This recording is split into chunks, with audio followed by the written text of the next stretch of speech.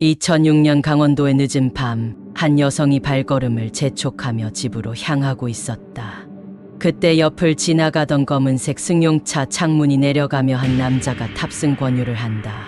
상냥한 미소와 추운 날씨로 인해 그녀는 차량에 올라타게 된다.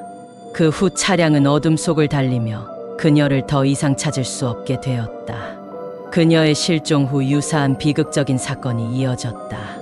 실종자들은 대부분 여성이었으며 인적이 드문 곳에서 흔적도 없이 사라졌다. 시간이 흐르며 8명의 여성이 실종되자 경찰은 사건을 심각하게 조사하기 시작했다.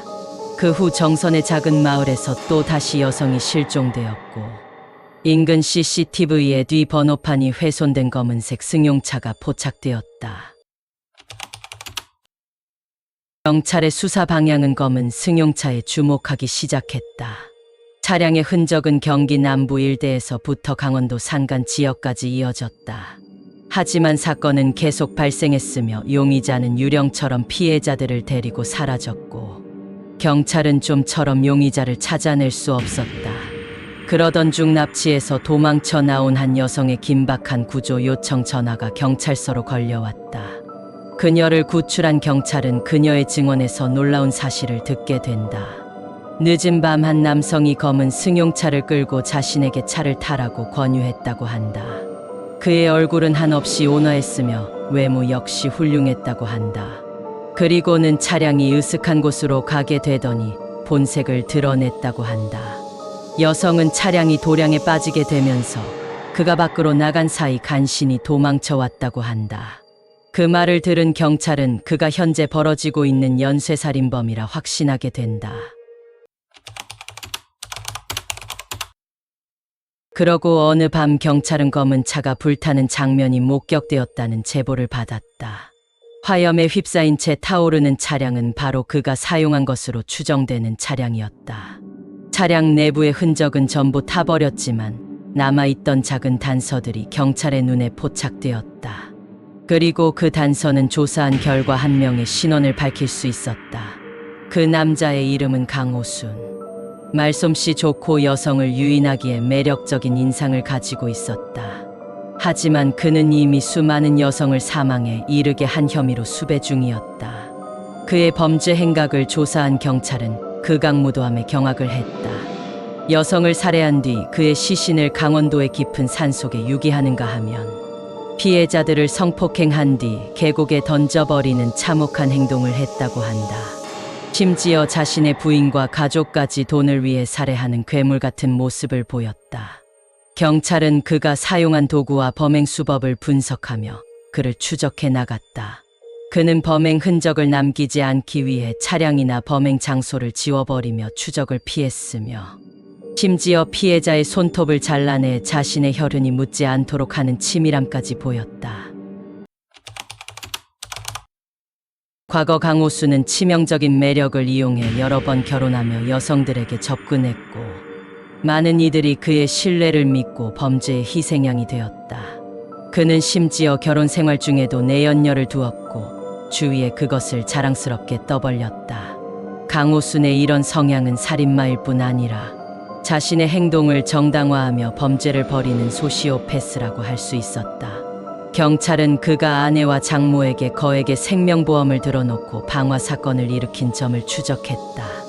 그는 사고로 위장한 이 사건에서 4억 원의 보험금을 챙기고도 법망을 피했다. 사건 이후 살인의 눈을 뜬 그는 전국의 유흥가와 불법업소를 다니며 피해자들을 물색했다. 그리고 강원도에서 군청 직원을 강간살해하며 연쇄살인이 시작되었다. 그 후로 강호수는 잡히기 전까지 알려진 것만 최소 8명의 살인을 저질렀다. 경찰은 드디어 강호순이 경기도 외곽의 모텔에 잠복 중이라는 정보를 입수했다. 경찰이 모텔을 포위하고 작전에 돌입하면서 퇴로가 차단되었고 결국 그는 좁은 복도에서 체포되었다.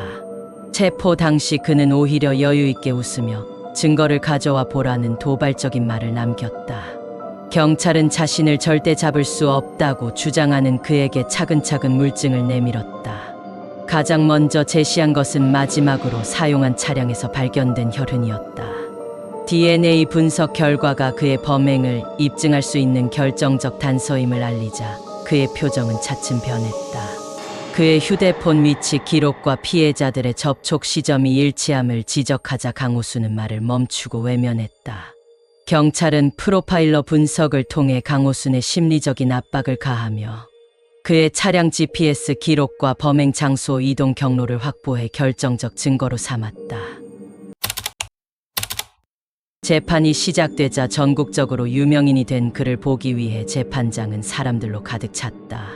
하지만 그 와중에도 강호수는 법정에서 여유로움을 잃지 않으며 무죄를 주장했다. 검찰은 그의 냉혹한 범행과 증거 조작 시도를 바탕으로 사형을 구형했다. 최후 진술에서 그는 나는 내 삶을 살았을 뿐이라며 자신이 피해자라고 주장했다. 그의 광기 어린 발언은 사람들을 흥분시켰고 법원은 그의 무자비한 범죄를 인정하며 사형을 선고했다. 그런 그를 사람들은 대한민국 최악의 괴물로 묘사했다. 그렇게 여성들만 골라 최소 10여 명을 강간하고 무참히 살해한 대한민국 희대의 살인마 강호순의 사건이 일단락되었다.